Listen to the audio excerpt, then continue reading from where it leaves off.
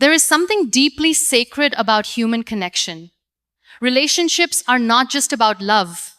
They're about healing, growth, and finding light in each other's shadows. We all crave a hand that doesn't let go in the storms, an embrace that feels like home, and a voice that says, I'm here, even in silence. But relationships, my dear friends, are not fairy tales, they are journeys. Sometimes they are messy, sometimes they are broken, but always they are worth fighting for if built on truth, compassion, and understanding. I have learned not from textbooks or perfect moments, but from brokenness, solitude, and from rising over and over again, that the key to a successful relationship is not in seeking perfection, but in embracing imperfection beautifully. So today, let me share with you 5 powerful truths, not just to help you build a relationship, but to sustain one, to breathe life into one, and to honor the sacred space 2 souls can create together. Be whole before you become one. You were not born incomplete. The world may try to convince you that you need someone to make you feel whole, but wholeness is not something another person can hand you. It is something you uncover within yourself. We often walk into relationships hoping someone will fix what's broken in us. We silently wish that their love will silence our insecurities, their words will quiet our doubts. But this is not love. This is dependency disguised as connection. When you search for completion outside of yourself, you hand over your power, you begin to believe that without them you are nothing. And that belief creates the most fragile love, one built on fear, not trust. A successful relationship begins not when you find the one, but when you become the one who knows how to sit with their own pain, who does not run from loneliness, who meets their reflection with grace. To be whole is to understand that your wounds are part of you, but they do not define you. It's knowing that healing is a journey, not a destination. You don't need to be perfect to be whole, you just need to be honest. Love that thrives is love that is shared from abundance, not desperation. 2 whole people don't drain each other, they uplift each other, inspire growth, and make space for freedom. Before you invite someone into your heart, invite yourself in. Learn the sound of your inner voice. Understand what makes you feel alive. Become intimate with your silence. There's a certain magic that happens when you no longer look for love to rescue you. You begin to attract people who see your strength, not your scars. When you are whole, you don't need constant validation. You appreciate compliments, but you are not defined by them. You are not shaken when someone leaves because your foundation isn't built on someone else's presence. Wholeness does not mean you never feel pain. It means you have made peace with your humanity. It means you've stopped blaming others for what you haven't healed. A relationship that lasts is one where both partners bring fullness to the table. They nourish each other because they are not starving for love. They are already filled with it. You can still want partnership, intimacy, and affection, but let it be a want, not a need. Let it be an extension of your joy, not the source of your worth. When 2 people meet from a place of wholeness, they don't cling, they don't chase, they don't beg. They walk beside each other, hand in hand, without pulling or pushing. Their love becomes an expression of their inner peace, not a replacement for it. They are not perfect, but they are grounded. And so, the most powerful thing you can do for your future relationship is to become whole, not for someone else, but for yourself. Choose vulnerability over perfection. There's something profoundly sacred about being seen, not the version of you you've curated for the world, but the raw, unfiltered, trembling version that hides behind the smile. We are taught to strive for perfection, to dress up our wounds, to smile through our pain. But perfection is a performance. It demands applause, not intimacy. Vulnerability, on the other hand, invites connection. It says, here I am with all my flaws, with all my fears, with all my history. Will you still choose me? The most intimate moments in any relationship are not found in candlelight dinners or perfect dates. They are found in tear-streaked cheeks, shaky confessions, and soft whispers of, I'm scared. When you allow yourself to be vulnerable, you allow your partner to truly know you. Not just your strengths, but your story. Not just your dreams, but your doubts. True connection doesn't happen when everything is going right. It happens when everything feels wrong. And yet, you still choose to stay open. It takes courage to say, I don't have it all figured out. It takes strength to say, I need you. Not from weakness, but from truth. We wear masks to protect ourselves, but those same masks block love from reaching the real us. The parts we hide are often the very parts that long to be loved. Vulnerability creates safety. When you open your heart, you give your partner permission to do the same. It becomes a shared space where nothing needs to be perfect to be beautiful. Perfection builds walls. Vulnerability builds bridges. It tells your partner, you don't have to be flawless, you just have to be real. It is in the moments of shared humanity that love grows roots. When you say, I'm hurting, and they say, I'm here, something eternal begins. Let go of the need to impress. Love is not about being impressive, it's about being present. You are worthy of love, not despite your imperfections, but because of them. They make you human, they make you real. In vulnerability, you don't lose power, you reclaim it. You reclaim the right to be authentic, to be known, to be held. And in that space of raw truth, where hearts are laid bare and masks are dropped, love is not just felt, it is lived. Speak the language of respect. Love begins with respect. Without it, even the deepest affection withers. Respect is not a gesture, it is a daily choice. It is in how you listen, not just when they speak, but when they struggle to. Respect hears the silence and responds with tenderness. When two people respect each other, they don't try to rewrite each other. They allow space for difference, for individuality, for freedom. You can love someone deeply, but if you don't respect their dreams, their boundaries, their voice, that love becomes control. Respect shows up in how you disagree. It's easy to be kind when things are good, but true character is revealed when emotions are high. Do you raise your voice, or do you raise your awareness? Do you shame, or do you seek understanding? That is where respect is tested. Respect does not mean always agreeing. It means valuing their perspective even when it challenges yours. It's giving space, not silence. It's offering empathy, not excuses. It's holding their hand without holding them back. In respectful love, you don't just love the parts that mirror you. You also cherish the parts that are foreign, different, even uncomfortable. Respect is allowing your partner to evolve, not punishing them for changing, but growing with them as they unfold. A relationship grounded in respect gives both people wings. It doesn't clip them. It says, fly high. I will not stand in your way. I will stand beside you. Disrespect doesn't always shout.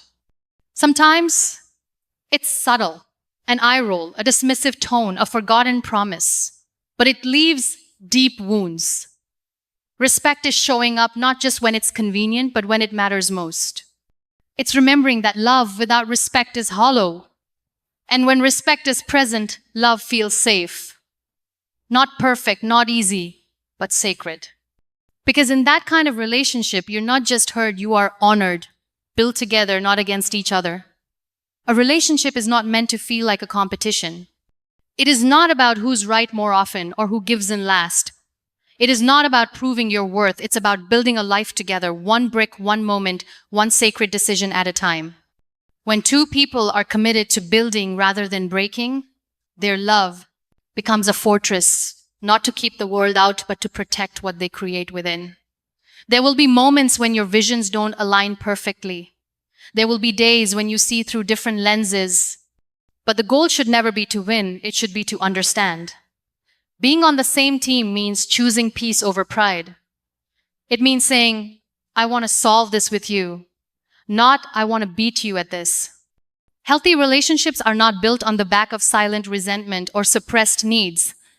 They are built through open dialogue, uncomfortable conversations, and honest effort.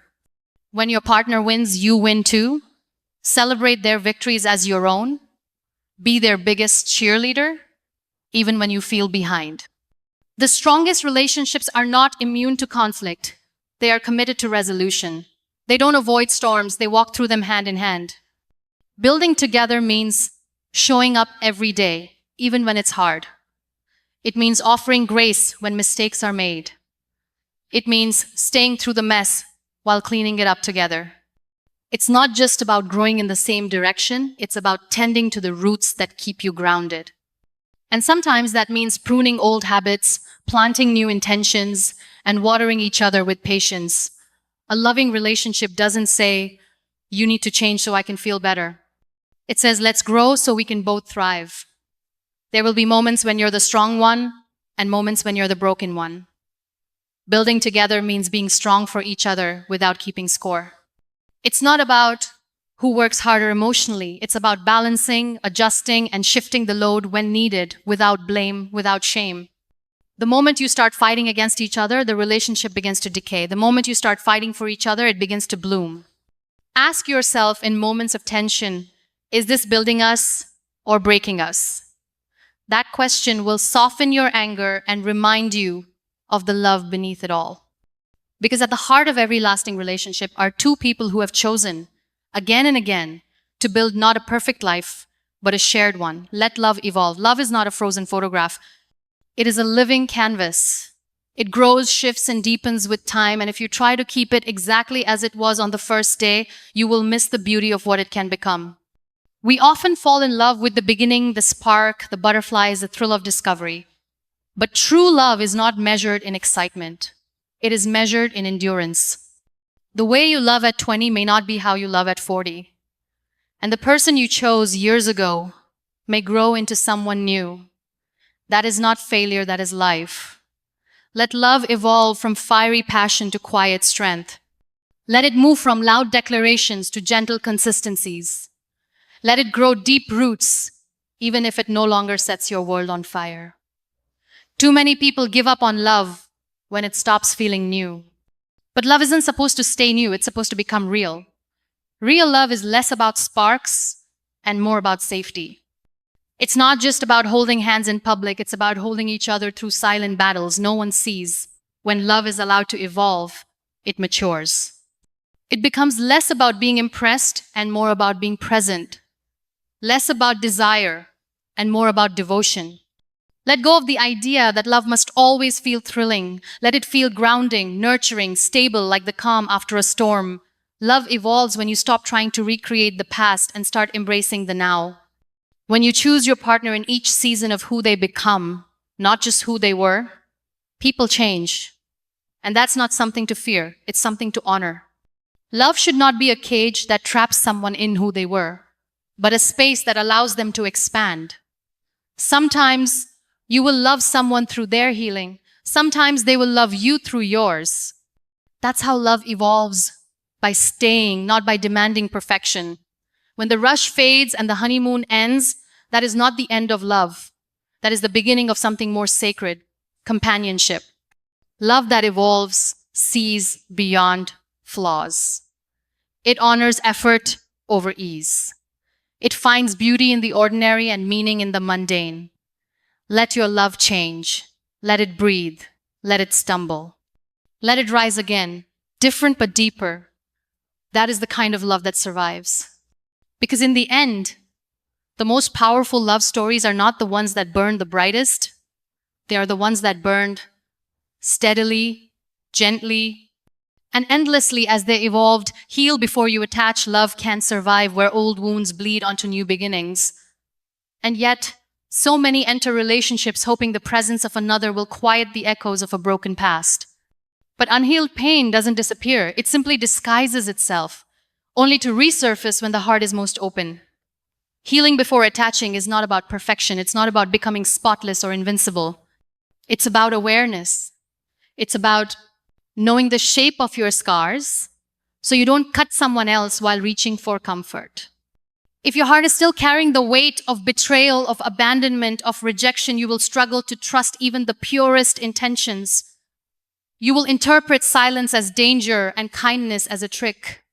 Healing is the act of cleaning the lenses through which you view love. Because if they're clouded with fear, even the most sincere affection will look suspicious. Without healing, you build walls, not boundaries. You push away instead of inviting in. You protect yourself so fiercely that you forget how to receive. The greatest tragedy isn't losing love. It's not being ready to receive it when it finally comes. It's having someone extend their heart to you and not knowing how to hold it without trembling. When you haven't healed, your past becomes your compass. And the danger is that it often points you in the wrong direction toward people who repeat your pain rather than redeem it. Healing means sitting with your grief and saying, I see you, I feel you, but you no longer get to drive this story. It means honoring your past without letting it poison your present. Love should not be a distraction from your wounds. It should be a place where your healing is witnessed, not burdened, where you can say, I've been hurt, but I'm learning how to be soft again. You do not need to be fully healed to be loved, but you do need to be actively healing to love well. Because otherwise, you will mistake every disagreement for abandonment, every flaw for failure. A healed heart doesn't demand constant proof. It doesn't test, sabotage, or run. It stays. It breathes. It chooses to believe again, even when belief is hard. The more you heal, the more you realize that love is not something to fear, it's something to nurture. Not something to control, but something to trust. Healing teaches you to pause before reacting, to respond instead of retreating. It gives you the tools to hold space for someone else's feelings without drowning in your own. And most importantly, healing reveals that love does not exist to fix you, it exists to walk beside you. But only if you first decide to walk your healing journey yourself. Because the most successful relationships aren't built by people who never broke. They are built by people who broke, then bled, then rose, then chose to love anyway. But this time from a place of wholeness, the sacred choice to love well. A successful relationship isn't built in a moment, it is built in thousands of moments.